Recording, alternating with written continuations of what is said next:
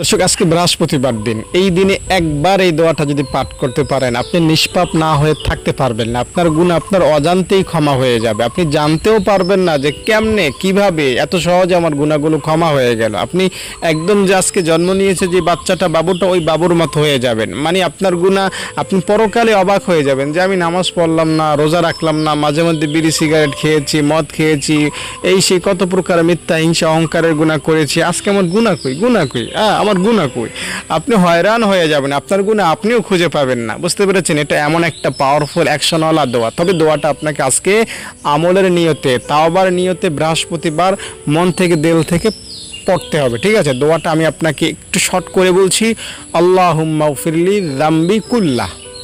আমি আবারও বলছি, আল্লাহুম্মা গফিরলি যামবি কুল্লাহ।